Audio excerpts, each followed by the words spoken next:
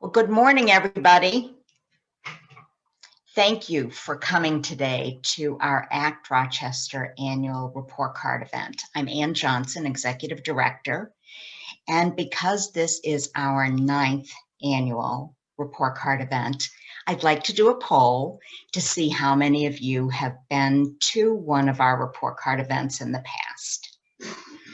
Please fill it out, and then we will move on to this exciting agenda. So it's your first event. You've been to 1 or 2, you've been to 3 to 5, or you've been to more than 5.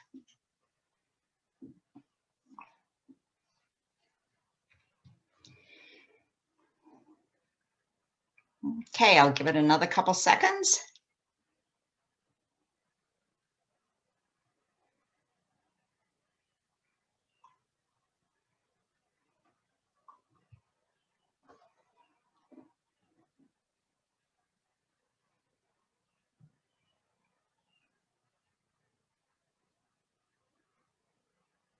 All right, let's check the results. Whoa, look at that. We almost have a quarter for each one of the time slots. So we have a very balanced audience of new folks and experienced folks. But let me just tell you that, that today is going to be different. Unfortunately, we cannot be live together at the Rochester Museum and Science Center. So things will be a little bit different as we do this webinar. We've actually decided to do the topic inclusive recovery. It's very timely, and we have with us today 2 national speakers, and then my colleague Simeon Bannister will be moderating a panel of local CFOs to respond and give insight to what we learn about inclusive recovery from our speakers. So this should be very exciting. That said, ACT Rochester has been quite busy this year. We actually launched 2 reports. We launched a report for hard facts, which many of you may have seen was available in 2017, but because of the social and racial justice focus throughout our nation, especially throughout the summer, we decided to update that data and put some conclusions and some thoughts about how we as a community might move forward. And we're glad we did, because so many more people have been paying attention to racial injustice. And so it was the right timing for ACT Rochester and the Community Foundation to once again partner on the reports and the topics we've been sharing. The second report we launched in March after a discussion with Dr. Bill Valente at Trillium Health about the STIs, our sexually transmitted infections, and the data I was seeing on the ACT Rochester site. He suggested we partner on a report, Sexual Health in Rochester and Monroe County, because we have a problem. Our data is not good. The only place that really does worse than us is New York City. And we wanted to share baseline information and also solutions, because this is a shared problem, whether you're a doctor or a patient, as well as just for all of us to understand the risks of these health issues. So those were the 2 reports we launched. And today we will not be going in detail on the community report cards that ACT Rochester has put out. This is our 10th year. But as you can see, the 2021 report card is available. It's been updated, as have the 9 county report cards, and they are on ACT Rochester's website. We also updated our city data for the 4 cities in our region, but we felt it's very important with this limited amount of time to talk about inclusive recovery. So with that, I'm going to just remind everybody, this is the landing page of ACT Rochester. You can find the report cards on the link at the top right of the landing page, the olive color one, and it'll take you right to the report cards. If you scroll down, you can actually see that the sexual health report is on the website, and you can link to read that. And below that is the hard facts update. So please take a look at this information. We are going to now spend the rest of our time talking about inclusive recovery. And it's my pleasure to introduce our first national speaker, and that is Christina Stacy. She's from Urban Institute, has been involved in inclusion work for quite a few years, and is coming to us today to define it, to describe how we measure inclusion. She'll provide some information on how Rochester's doing, and then she will cover some steps we can take and tools we can use to achieve inclusive recovery. So let's now hear from Christina Stacy.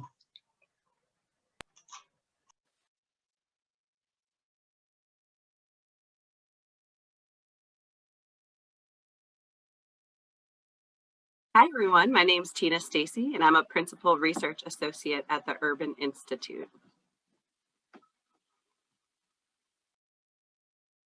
Thank you all so much for having me today.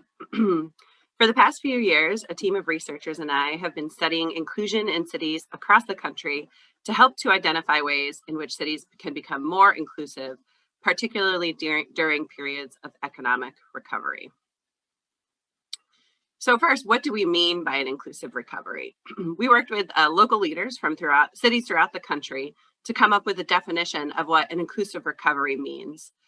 We came up with the definition of an inclusive recovery as when a place overcomes economic distress in a way that enables its residents, especially historically excluded populations, to share in benefiting from and contributing to economic growth. We see periods of recovery as an opportunity point to improve on inclusion. So how do we measure inclusion and track this over time so that we can hold ourselves accountable to these goals? What we did was we collected data on 274 of mid-size and large cities throughout the country, and we ranked them on economic, racial, and overall inclusion across 4 decades. This ranking allows cities to track their progress over time and to compare themselves with peer cities. We also measured economic health to see whether cities could harness growth and recovery periods to improve on inclusion. In our inclusion indices, we include things like economic and racial segregation, so how likely someone is to live near someone similar or different from themselves, rent burden, and racial gaps in homeownership, education, and poverty. So how did Rochester fare on our metrics? This and the following figures show the inclusion rankings where a smaller number indicates more inclusion, better inclusion. So the first highest ranked city would have the highest levels of inclusion. So darker gold signifies lower levels of inclusion and darker blue signifies higher.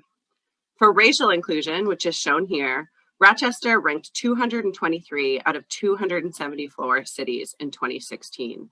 So in the bottom quartile of cities.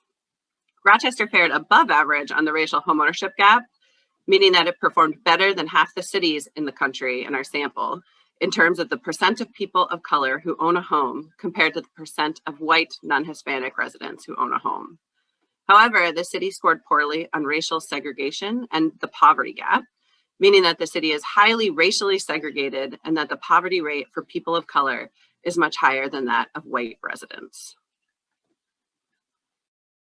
For economic inclusion, Rochester ranked 236th out of 274 cities in 2016, again in the bottom quartile of cities. This is mostly driven by high rates of rent burden, or the percent of residents who pay a large portion of their incomes on rent, and a high high school dropout rate. And while income segregation isn't one of the lowest rankings, it has gotten dramatically worse over time. Between 1980 and 2016, Rochester declined on overall inclusion, with a slight improvement in racial inclusion in 2000 and a worsening of economic inclusion that same year.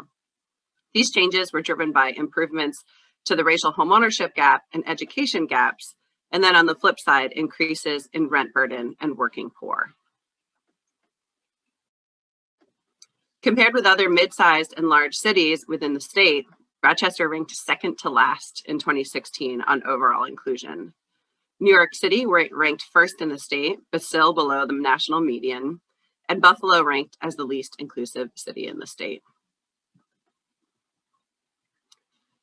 So looking at these numbers might seem difficult and seem like you have a difficult future, but really there's a lot of opportunity to improve on these scores, particularly during a time of recovery. So how can Rochester achieve an inclusive recovery from COVID and help to improve on inclusion, both racial and economic inclusion? We undertook in-depth case studies of 4 cities who had improved on inclusion during a period of economic recovery and came up with these 8 building blocks for an inclusive recovery.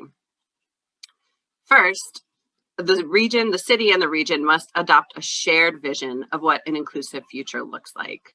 In many of our case study cities, leaders acknowledge the importance of having a widely accepted vision for the city's recovery that includes inclusion goals. Otherwise, if people are working towards different goals, they might be competing rather than working together towards an end outcome. Second, bold leadership, we heard through our case study cities, was essential to generating and sustaining inclusive recovery strategies. Leadership can take many forms, but it was often sparked in our case study cities by committed public officials who then worked in tandem with or were succeeded by other dedicated stakeholders in the community who carried the vision forward. Third, diverse partners are really instrumental in carrying inclusion forward. So while it's important to have these strong public sector leaders, it's really also important to have active and long-term engagement with partners from across sectors, such as resident groups, the media, and civil rights organizations, and of course, business leaders. Fourth, each city has something distinct to offer. And so taking stock of the existing community assets and leveraging them can help to support an inclusive recovery. As a very tangible example of this, one of our 4 inclusively recovered cities, Lowell, Massachusetts, really leveraged their assets and celebrated their diversity by supporting the Cambodian community's development of a Southeast Asian water festival, which now draws in tens of thousands of tourists every year. This has helped with both economic growth and inclusive growth. Fifth, the city must think and act regionally. We know regional action is not an easy proposition, but it is an important component of an inclusive recovery. For the case study cities that we looked at, regional partnerships, both formal and informal, were critical for success. These partnerships involve deliberate and concerted efforts to strengthen the city's role in the region across a range of issues, including economic development, political representation, and education. Sixth, inclusive growth is predicated upon building power amongst historically excluded groups and disinvested communities. This is really one of the core tenets of an inclusive recovery. It's imperative for diverse stakeholders to be brought to the table to sustain a broadly conceived of vision for the city's history. Again, as a very tangible example of this from one of our inclusively recovered cities, Louisville, Kentucky, when they consolidated with Jefferson County in 2003, they hired a third party, the University of Kentucky's Department of Geography, to redraw their council district lines to create majority African-American districts in the city and to respond to concerns of reduced African-American representation. Now, the racial makeup of the merged city government closely approximates Louisville's population. Seventh, inclusion and economic growth are not mutually exclusive goals. Too often, we hear leaders say, we have to really revive the economy first and then worry about equity and inclusion later. And it cannot happen like that. Equity and inclusion need to be at the center of every single decision during a time like this. Otherwise, the recovery will not be inclusive and equitable. This really needs to be intentional. While we found great examples of cities that did inclusively recover from distress, there were many cities that reduced on inclusion during the recovery period. So inclusion is not a guaranteed tenet of recovery. And eighth, we heard the importance of laying the building blocks of inclusion through policies and programs such as investments in educational initiatives that encourage opportunity for historically disadvantaged groups, regional revenue sharing and tax incentives that support balanced regional growth and neighborhood revitalization, and the development and preservation of affordable housing to minimize displacement and ensure that existing residents can share in economic growth as it occurs. So the Rochester region is looking at a huge opportunity because of the federal resources that are coming. How can the region best take advantage of those funds? Well, first, the city can track who is ultimately benefiting from those funds. Is it low-income residents and people of color who are the end recipients of those funds, or is it higher income residents? Second, the city can provide options for meaningful community involvement in decisions around the use of funds, with a particular emphasis on including those who have been historically excluded from decision-making.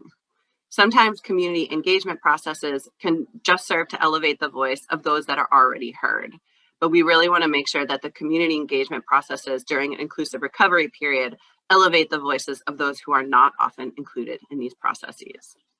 And then third, the city can provide open and accessible data on spending so that residents can see in real time how funds are being spent and have an opportunity to provide input into that spending.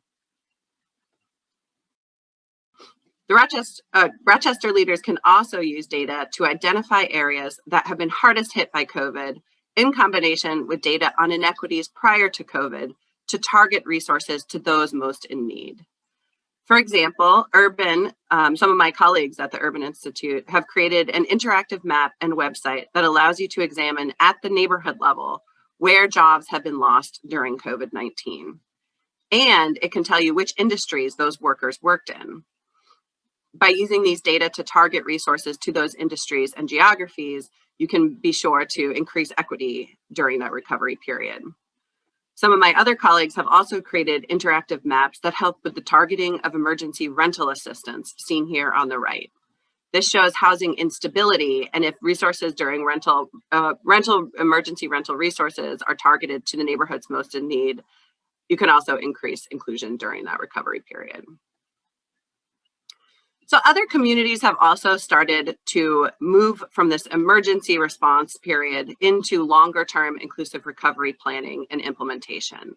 And to give a few examples, the Fresno Drive initiative, developing the region's inclusive and vibrant economy, actually started before the COVID-19 pandemic, but has been really instrumental in planning for its recovery. This is a 10-year community investment plan drafted with input from a 300-person steering committee representing over 150 organizations in the greater Fresno region. The composition and scope of the Drive Coalition is unprecedented, representing a diverse group of civic, community, and business leaders. So this comprehensive inclusive recovery planning that includes all sorts of different groups from within the community can be one strategy for beginning your inclusive recovery process. Another example of an inclusive recovery effort is Evanston, Illinois' new reparations program. This first phase involves giving 16 residents $25,000 each for home repairs or property costs. And this housing program is the first initiative in a historic plan to distribute $10 million in reparations to Black residents of Evanston to directly acknowledge and address the historical harm done through discriminatory housing policies and practices and inaction by the city.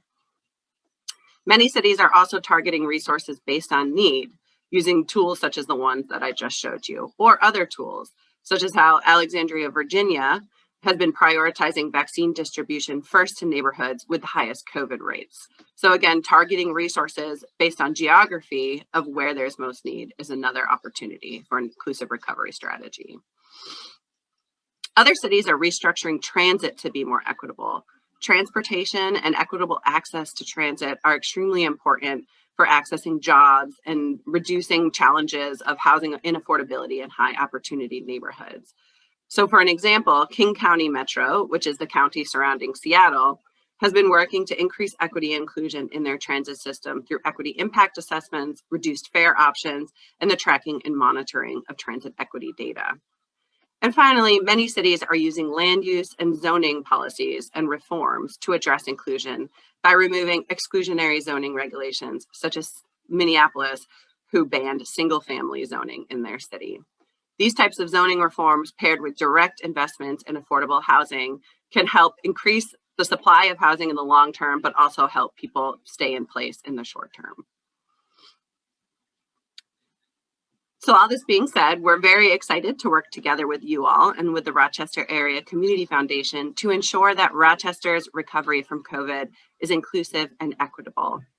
You can track inclusion in Rochester and other cities by using our data tool here. And you can also read our Inclusive Recovery Report to learn more about these 8 building blocks and to start to think about how to move forward in Rochester. Thank you so much. Wow, that was a lot of information to digest. Thank you so much, Tina, for providing that wonderful overview of inclusive recovery. It was fast and it was a lot. We will be posting our speakers' videos, so you'll be able to watch them again. And as Tina said, there are resources that you can access directly to learn more about inclusive recovery. So, and as you might guess, I really love this approach because the Institute has put together indices using indicators to measure how cities are doing. So it's right up the Act Rochester alley. With no further ado, let me introduce our next speaker. He is Alan Berube, and he is from the Brookings Institute. Alan's going to complement what Tina shared. He's an expert in federal policies and the funding that is surrounding those policies at the federal level. So he's going to talk a little bit about the American Rescue Plan. He'll provide a framework of how he thinks we should deploy funds. And then he'll give us an update on the different areas. There are 4 right now being considered for the infrastructure bill that has not yet passed. So with no further ado, let's bring on our expert from the Brookings Institute, Alan Berube.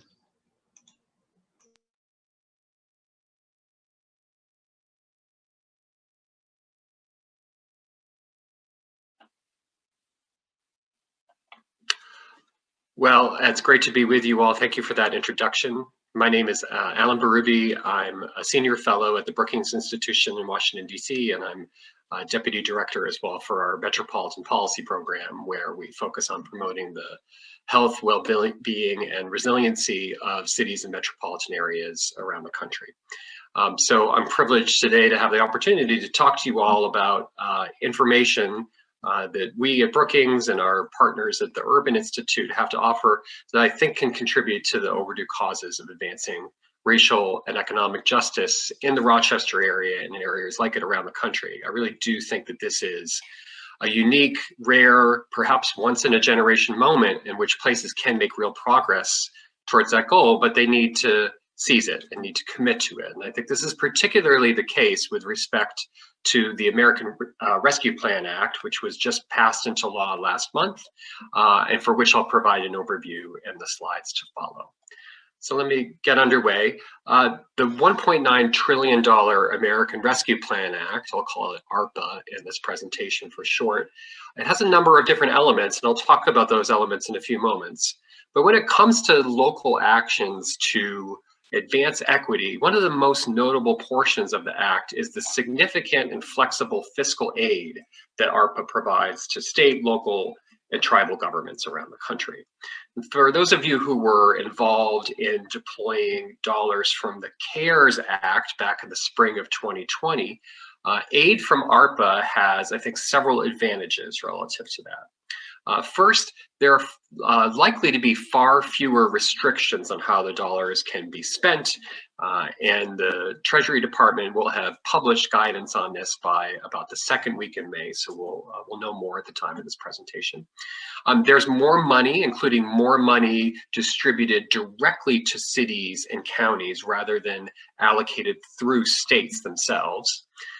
Thirdly, the dollars are distributed based not only on population, but also based on need. And in many cases, the allocations employ formulas from the Community Development Block Grant Program, with which many of you may be familiar. And then fourth, Governments have a longer time period in which to spend these dollars over really the next 3.5 years, so by the end of 2024, and that gives them a lot more time relative to the CARES Act to be, I think, thoughtful, strategic, and indeed to prioritize equity in how they deliver and prioritize those investments. So in total, the Act provides $350 billion in flexible fiscal aid, and $220 billion of that is devoted to state and tribal governments, and $130 billion is divided equally between cities and counties.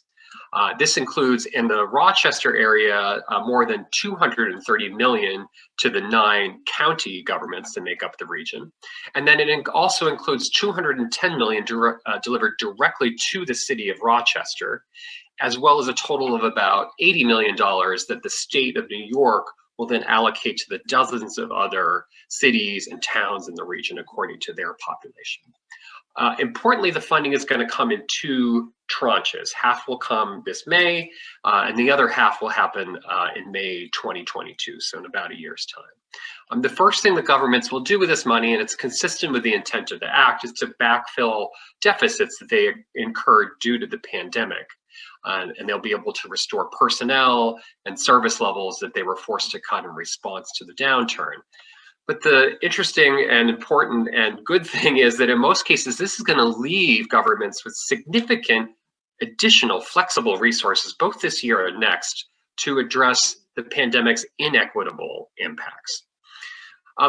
It's also important, I think, to understand that these resources sit alongside an even larger package of investments in ARPA that also have implications for efforts to ensure an equitable recovery. These include a range of so-called formula grants to states for K-12 schools, for childcare, for rental assistance, for capital projects, many of these delivered through longstanding programs. They also include grants to other public and nonprofit authorities like public health agencies, colleges, transit agencies to help make them whole for cuts that they suffered during the pandemic.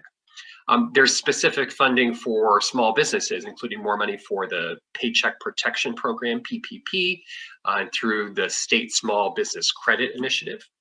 And finally, there's a range of competitive grant programs for which businesses, public agencies, school districts, and other kinds of intermediaries need to apply. For instance, many of you may know that there's $29 billion in aid set aside for restaurants and bars, another $16 billion for shuttered arts venues, both of those programs administered by the Small Business Administration. There's $3 billion as well in competitive aid available for jurisdictions through the Economic Development Administration. That's twice the amount that EDA received from the CARES Act, so significant opportunity there as well. My colleagues at Brookings, Brad Whitehead and Joe Perilla, recently offered what I think is a useful framework that local leaders can adopt to deploy ARPA funding wisely, which I hope is very much on point for your conversation today. Certainly the first priority has to be to shore up the fiscal issues and restore those vital services and personnel that were pared back in response to the pandemic economic crisis. The second priority should be to strategize with particular attention to the needs of workers and small businesses who were most affected by the crisis. Some need immediate help right now in order to be a meaningful part of the recovery going forward. As we saw from the CARES Act, local leaders will need partners who have reach and relationships in affected communities to help deliver equitable investment.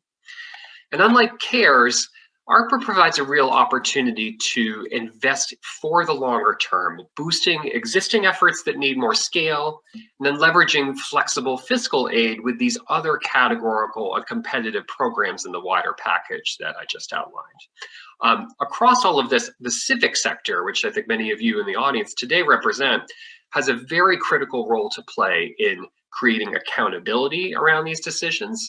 And I really believe they should be resourced to create that accountability and transparency by their partners in the public, private, and philanthropic sectors. That's an overarching framework for local leaders around ARPA. My colleague Joe at Brookings has also looked at this specifically in the small business support context, where this additional federal aid can help communities avert the further destruction of vulnerable small businesses who were suffering due to no fault of their own, due to the reduced demand in response to public health measures. But beyond that, communities should also consider deploying their flexible resources towards information, strategies, and systems that are able to provide ongoing post-pandemic support for small Black, Indigenous, Latinx, and Asian-owned businesses to thrive. There are a lot of examples around the country of effective ways to do that you can access on our website, www.brookings.edu. Final note is that while communities are considering the multitude of opportunities and priorities associated with the American Rescue Plan Act, the debate in Washington has already begun to shift around the next big move for the federal government.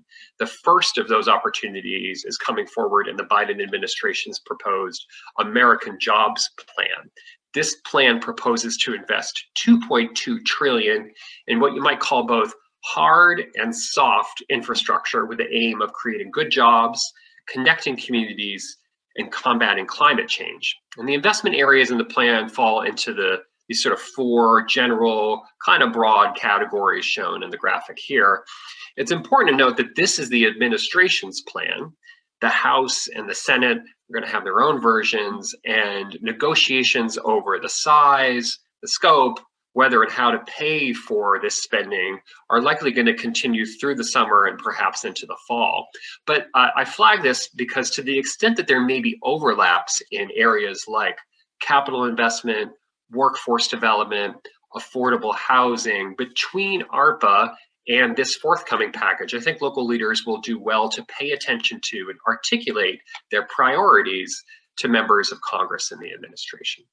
So I hope this information provides helpful level setting for the important dialogue that you all are going to have today, and more than that, for the important work ahead to ensure that the coming months and years meaningfully advance the goal of a more prosperous and inclusive Rochester region for all. So thanks for your time today.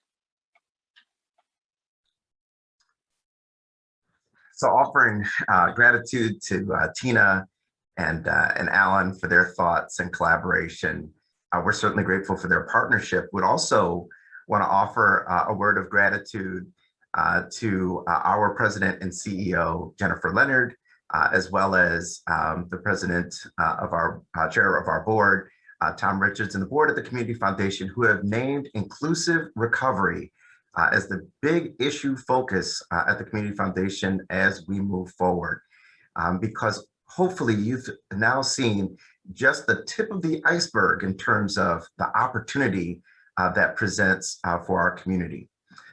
Again, expressing gratitude to Tina and Alan. Their peer-reviewed inclusive recovery report from Urban and the Metro Monitor from Brookings are key tools that we can draw on, along with their exposure to national best practices and tracking tools that we look forward to utilizing as we begin our exploration of inclusive recovery and of leveraging this significant historical moment and the significant dollars that are coming to our community to have an impact. We're also excited to share that a community advisory panel is forming, bringing together representative leaders from the community's collective impact efforts, Rock the Future, our MAPI, Rock 2025, the Connected Communities, and the Climate Solutions Accelerator. We're also excited that that panel will be joined by the chief financial officers from our major public sector partners. Now, I read on a mug one time about chief financial officers that they are someone who solves problems you didn't know you had in ways you don't understand.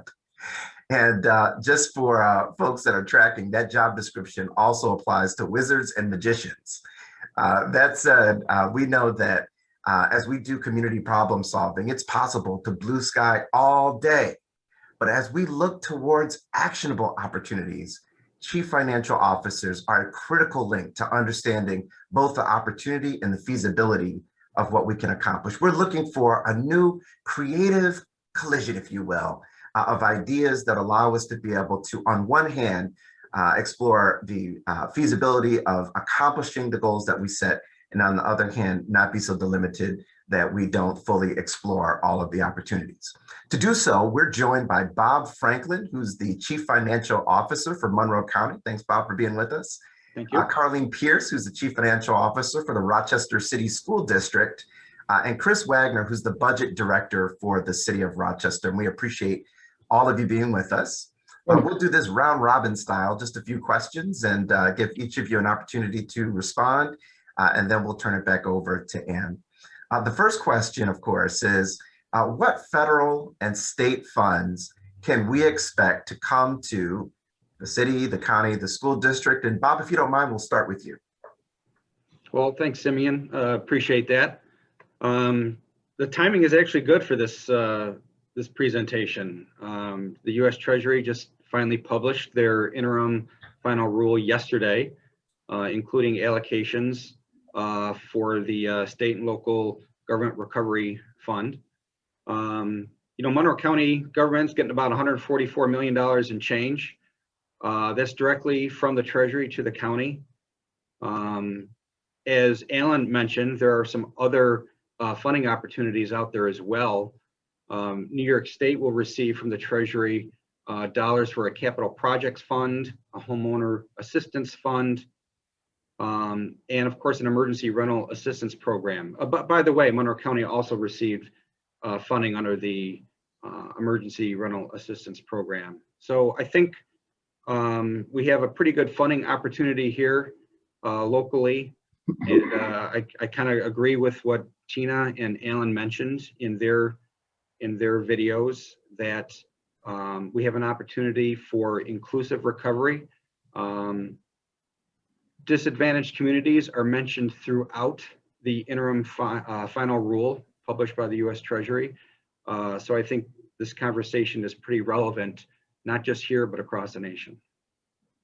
Thanks so much, Bob. Carlene, if you can turn to you for the school districts for answer with respect to the federal and state funds that we can expect to flow into our CSD. Morning, and thank you. We had recently just received an additional $40 million in foundation aid, and that's due to, we're very grateful to our legislators for being advocates on our behalf for that funding. With regard to the Corona Response and Relief Supplemental Appropriation Act, we are going to be receiving $87.5 million. And with regard to the ARPA, we are anticipating receiving $197 million. Thank you so much, Carlene. Chris, the City of Rochester. Thanks, Simeon. So over the past year, we've already received about $13 million in Federal CARES Act funding through HUD. In addition, we're about to receive another $14 million in federal funds through the Treasury Department for the Emergency Rent Assistance Program. Bob mentioned they got funding for that too, and we're actually partnering with the county for a joint program around that. We're about to get about $206.8 million, as you saw on the slide from Alan, as part of the American Rescue Plan. And we have about 3.5 years to spend that money. In addition, we expect revenue through New York State from the legalization of adult use cannabis. And as Alan spoke to, we're aware of the potential federal infrastructure funding from the American Jobs Act and anxious to see what comes of that. Terrific. Thank you so much, Chris. So if my math serves me right, we're somewhere in the neighborhood of about, let's see here, over $600 million potentially coming into our community just through what was just offered. So we're talking a significant sum of resources. Let's see if we can't just reverse the order this time and answer the question about what the community needs to know about how these funds either can or cannot be used. Chris? Sure, thanks. So the different buckets have some different rules. CARES Act funds that we've already received have been used for things like grants and loans to businesses, rental assistance, and prevention of eviction and homelessness. We also provided meals for seniors through local restaurants. Some of you may have seen, we've got a website called jumpstartingrock.com that kind of shows some of the various programs that we've got available and some stats around people served. So I encourage people to go visit that. Again, it's jumpstartingrock.com. The Emergency Rent Assistance Program that we mentioned will serve households facing economic uncertainty attributable to the pandemic to cover up to 12 months rent and utilities arrears and up to 3 months future rent and utilities for households at or below 80% of the area median income. And again, that's a program that we're partnering with Monroe County on. And for people can call 211 for more information about that program. And regarding the ARPA funds, the guidance was just released yesterday, as Bob talked about, so we're still reviewing that. And our understanding is that they can be used to replace some lost revenue due to the pandemic, to cover some COVID-19 related expenses, as well as to provide small assistance to businesses, households, and hard-hit industries to promote local economic recovery and for certain infrastructure investments. And the American Jobs Act, again, we're waiting on to see what happens with that. But one of the things we're hoping we can do with that is to eliminate lead services from our water system. Thanks so much, Chris. Carlene, we've heard that the school district's dollars have a lot of caveats attached. Can you talk a little bit about what can or cannot be done with the school district's funds? Absolutely. There is just so much that the community needs to know about our funding sources. And first and foremost, as Alan stated, we're very appreciative of the fact that the state and federal government leaders have recognized the need to allocate a greater amount of PRESA and ARPA funding to schools with lower wealth. Critically important to us. This speaks to their understanding of how urban schools were impacted so much more significantly by COVID-19. And I thought that Alan and Tina did a very nice job too in summarizing the similarities and differences in the funding sources, as well as providing the building blocks to ensure success. So from our CSD's perspective, we believe that it's important for the community to know that there is an application process that needs to be followed, which means that the application will need to be approved by the state, first by our Board of Education and then by the state in order for the funds to be distributed. And it's important to know that because if the funding and spending requests are not in alignment with the allowable usage, the application will be rejected. And the reason that I mention this is that many groups and individuals have come forward already to let us know how they believe that the funding should be allocated. However, if those proposals are inconsistent with the allowable expenditures, they cannot be considered. So we will have to seek resolution to those matters through other means. But with regard to the spending, we need to understand as well that similar to what Chris was saying, the PRESA legislation is much more lenient than the ARPA.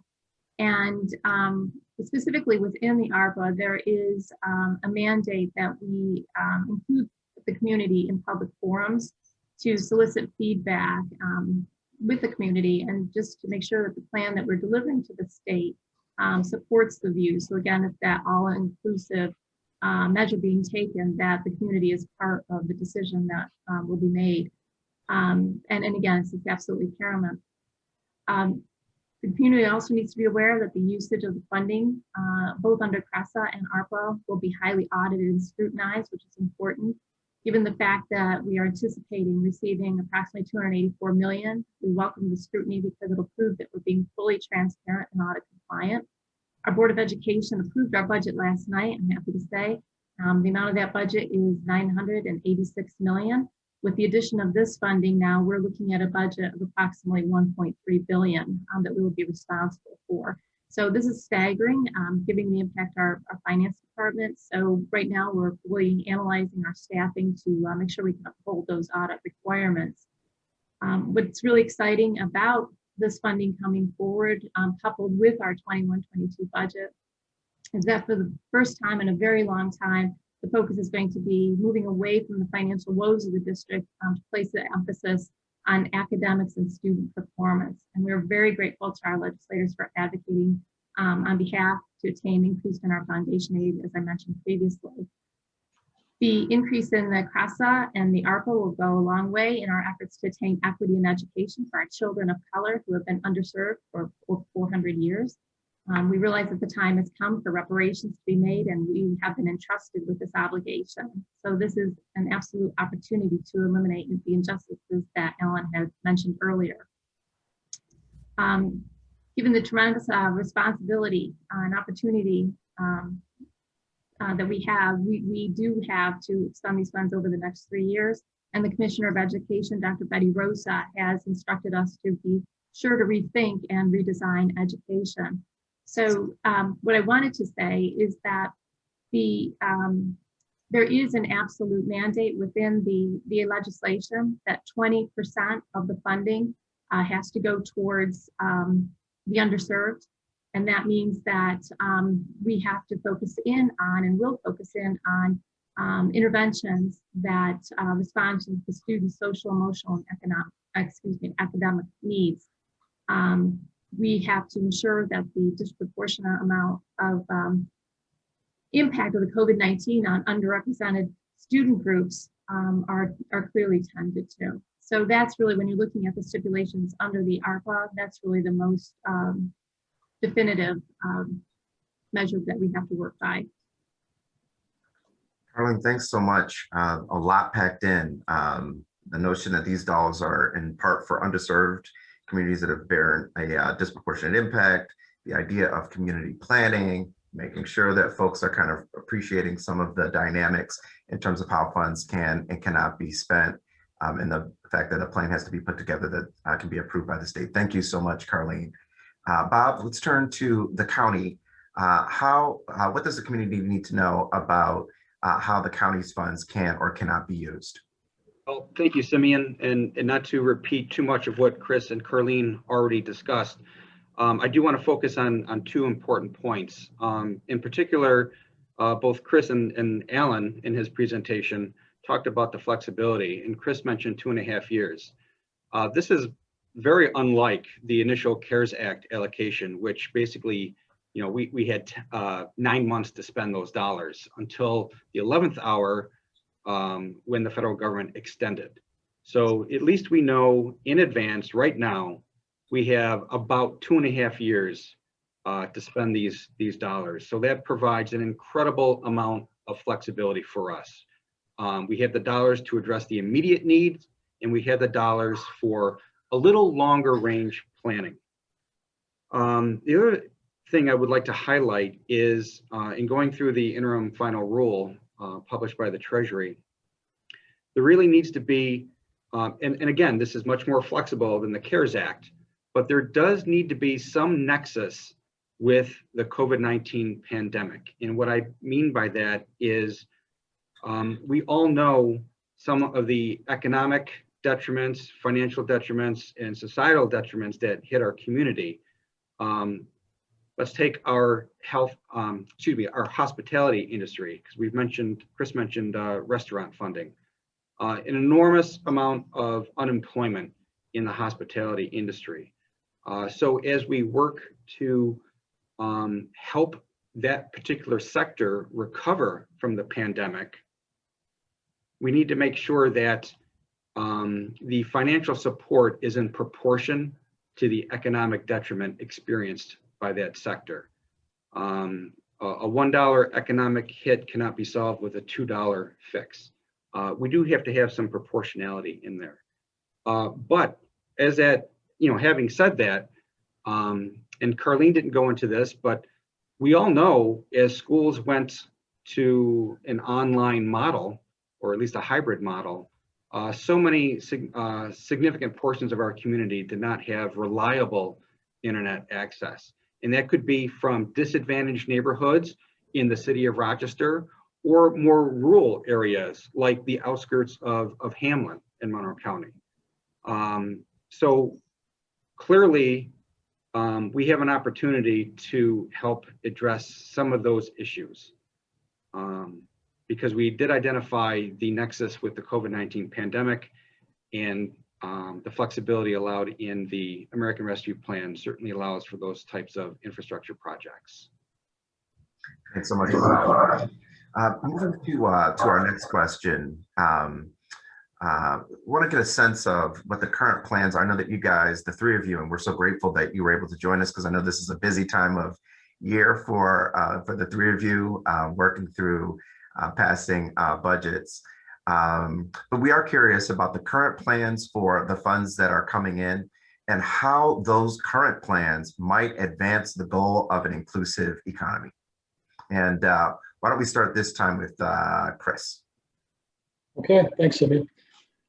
So as both Carlene mentioned and Bob, while the funds are flexible, there are some rules around those, and we want to make sure that we're fully aware of what those are before we make promises that we can't keep, right? But we're reviewing the guidance, and the mayor's outlined a series of investments and programs in her equity and recovery agenda that would seem to meet the generally defined eligible uses.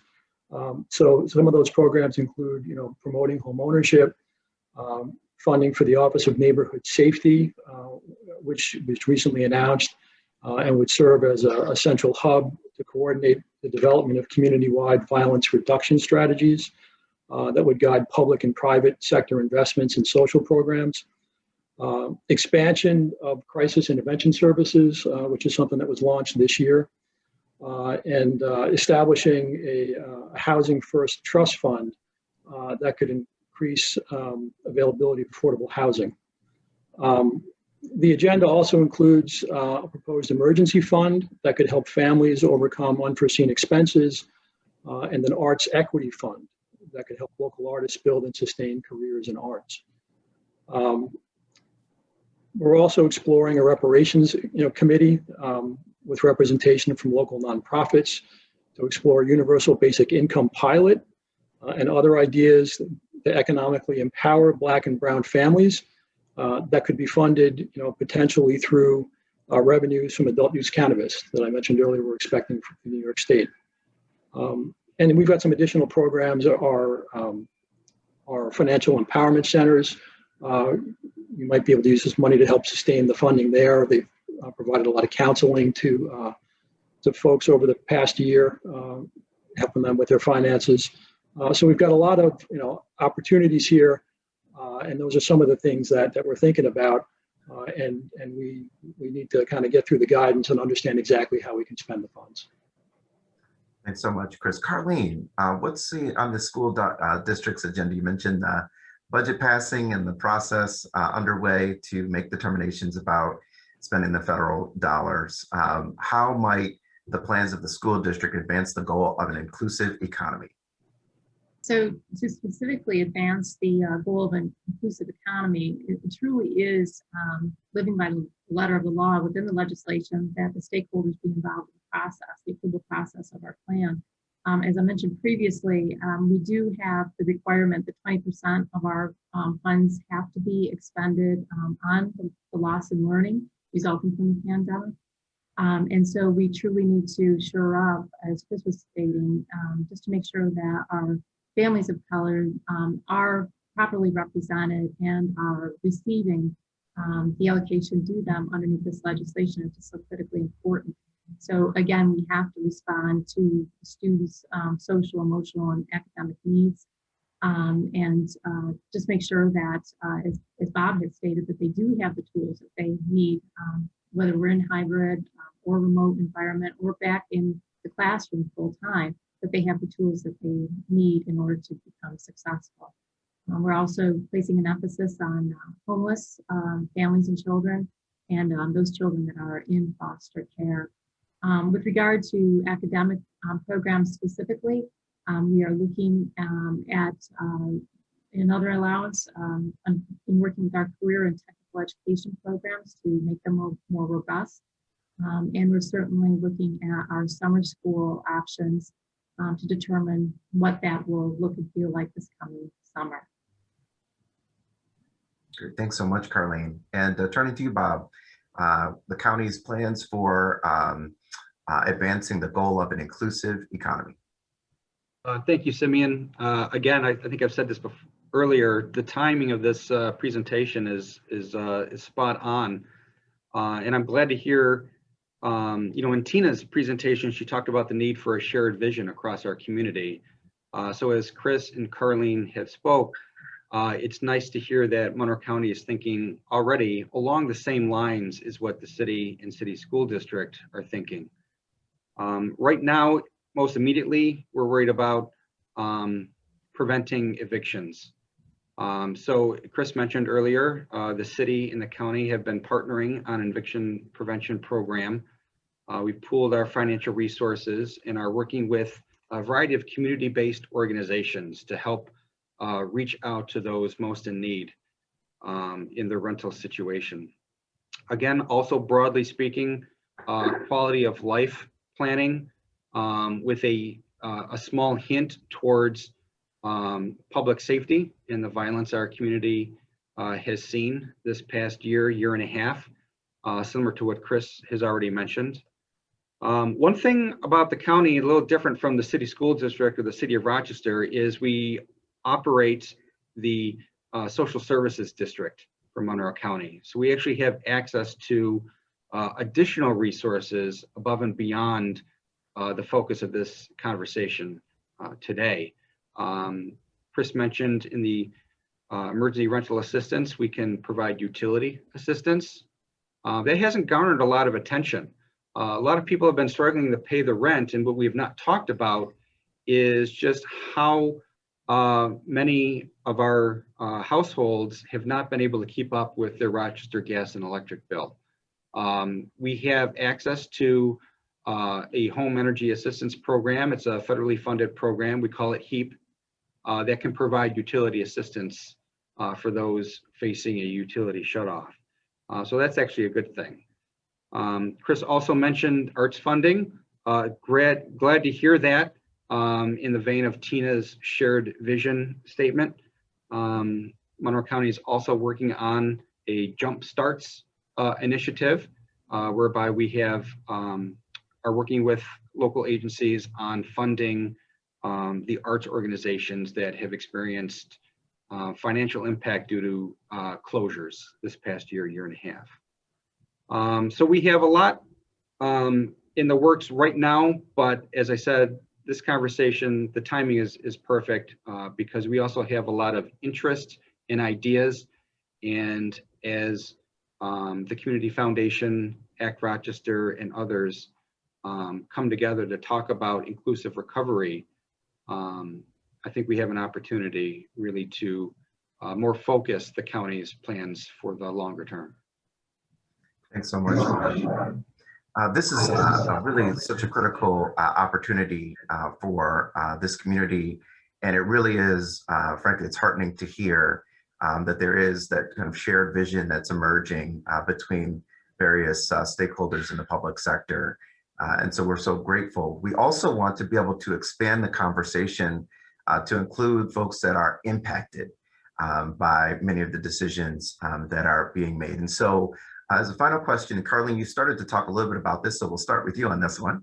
How can and how does your budgeting process encourage community input as well as cross-sector collaboration? Well, when it comes to community input with regard to our plan and its development, we're, again, as the others, in the very early stages of just putting that together because we want to make sure that we fully understand the plans before we go out to the public. But we are obligated to, and not only because the legislation says so, but because we want to bring the community in and help us to develop that plan, to take a look at what we have put into place with regard to possibilities, and then vet that through stakeholders within the community to get their take on it as well. If anyone had been watching the budget deliberation sessions that we had this past season over the last month, we have had students who have been very vocal with regard to their thoughts, with regard to how the money should be utilized, improvements that can be made to the school. And the community needs to know that we are taking that to heart. We're listening to them, we're understanding, because part of the issue that we have, of course, with the school district is that we suffer from chronic absenteeism.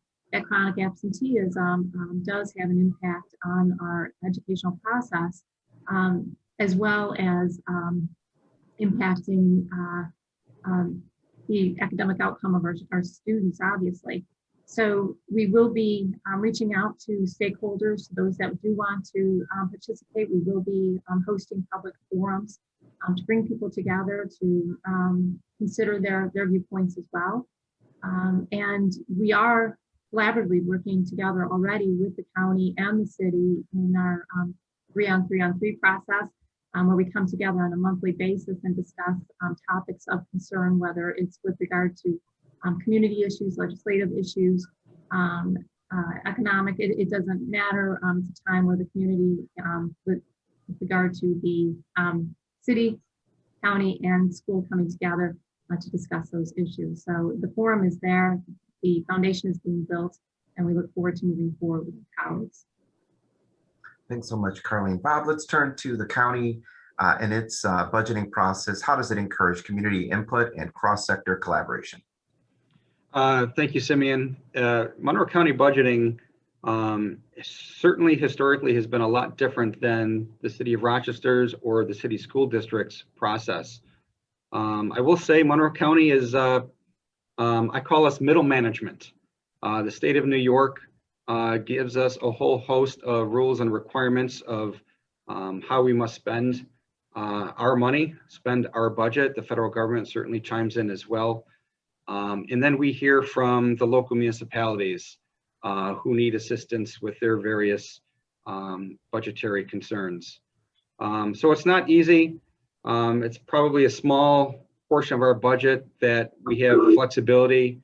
I think if you look over a span of years, it's probably about 15% of Monroe County's overall budget is flexible enough for the county to choose its spending plans.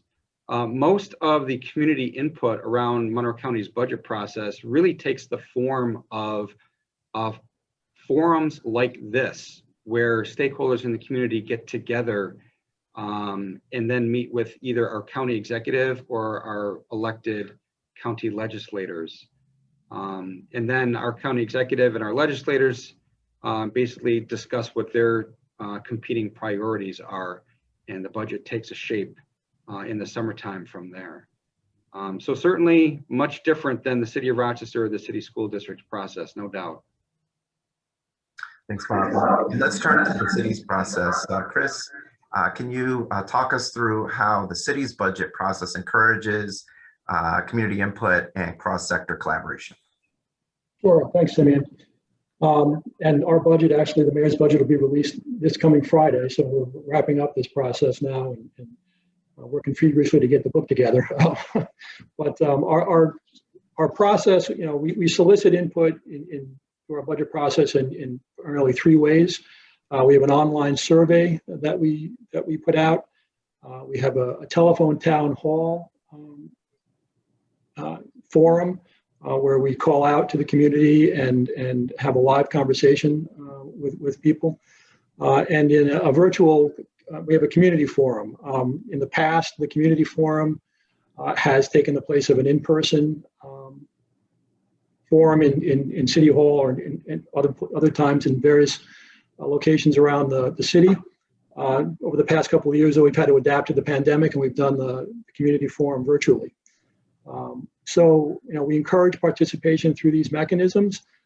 And when it comes to the ARPA funds, we would expect to do something similar. We're working on a community survey now, but again, with the guidance being so new, we wanted to kind of get through it before we put anything out there, so we understood the parameters and we want to create expectations we couldn't meet. So we're going through that process now, and you'll be hearing some things in the coming weeks about that. Thanks so much, Chris. And thank you to all of our chief financial officers from the county, the city, and the school district. We really appreciate you joining us this morning, given that it's such a busy period. This is just the first part of an ongoing dialogue and a set of steps that we'll be having in this community. There was a robust chat, and I want to thank everybody for their engagement and participation in the chat. And those are questions that we'll gather up and share with our panelists and try to return answers as best we can. But also know that, again, this is just a point of departure. This is a moment that we have to get right. There are a lot of folks in this community that have suffered for a long time because in the past, decisions have been made about these kinds of resources. And we can hearken all the way back to the 1930s and the New Deal all the way up to today, and the echo effect that those decisions have had, and the implications that have created a lot of suffering for a lot of people. We want to figure out how we have an inclusive recovery, how the folks that are often excluded from our discussions not only participate, but hold space and hold power to drive some of the decision making, so that ultimately we end up with a community that is more equitable, just, and fair, which builds the platform for a more vibrant and healthy community. With that, I'll turn it over to my colleague, Ann Johnson. And Ann, you can take it away and close us out. Thanks so much again. Thanks, Simeon, and thank you all for coming today. I hope that this will just whet your appetite on more information about inclusive recovery. There are lots of places, and much of it is available in the chat for you to reflect on how you and your organizations can do something about inclusive recovery. In fact, I'm going to give you an opportunity to do a little reflection on that. You'll be getting an ACT Rochester survey. It's short, but there are 2 places where you can provide feedback. We'd like you to share how you might, or what you might commit to do yourself or with your organization. Survey will go out this afternoon and again tomorrow for those of you who like a little bit of time to think about what you might do. And also we have additional comments, so please feel free to give us feedback on what you might want to see next year or other information you'd like to see shortly. As Simeon said, we're just starting. But I think it's unfair for me to ask you to think about answering these questions if I don't role model a couple of answers from ACT Rochester. So first of all, from an inclusive recovery standpoint, when I went through the 2018 report from the Urban Institute, I noticed in the appendix that there were 13 indicators that helped make up the indices to rank cities. In those indicators, some of them are already on ACT Rochester, but some of them are on ACT Rochester and they're different. So I'm going to commit to look at the 2 different ones. For rent burden, the inclusive recovery looks at 35% of income used on rent. We've been using what we thought was HUD's recommendation of only 30% of income being spent on rent. So we're going to take a look at that. The other one is dropout rate. We often talk about school graduation rate, but inclusive recovery looks at the dropout rate. And their indicator looks at 16 to 19-year-olds who are not in school and have not graduated. What ACT Rochester put on our website recently was disengaged youth, 16 to 19-year-olds who aren't in school, who aren't working. But I'm thinking if we add this indicator, not taking off the other one that we have for this age group, you know, what might it tell us if we start to look at dropouts and what we might do to keep those dropouts in school and also to help them be more active contributors to our economy. So that's what I'm going to do around inclusive recovery. As far as additional comments, I might take Simeon up on his thoughts of next steps. What if we were to have other panels in a webinar, a short webinar like this? We could have panels of let's see, our collective impact organizations, since they so actively represent community voices. Or what if we asked funders to be on a panel, because they might be asked to match some of the funds that are coming from the federal government. So please think about who you think we should engage and share with you. Because we had such wonderful national speakers, we could actually share the recordings ahead of time and then just do the panels and do it very efficiently. So I'm really excited about what we've done today, and I'd like to thank a few people. First of all, behind the scenes, we have a couple of representatives from Rochester Community Foundation, Donna Ritchie and Karen Schwartzman, who have been invaluable. And then there is Aisha Torres, who has been my right hand helping with program administration with ACT Rochester for the last year. And I am blessed with an advisory committee that is creative and supportive. Hanif Abdul Wahid, Tom Argust, who's the chair, Dev Garg, Tom Gillette, Margaret Sanchez, Joe Stefko, and Sharon Stiller. I really appreciate all they do to support what ACT is able to do in the community. And then Jennifer Leonard, the CEO and president of the Community Foundation. You know, without her support these last 11 years and in advance of ACT Rochester launching, we would not be here. So I so appreciate her help.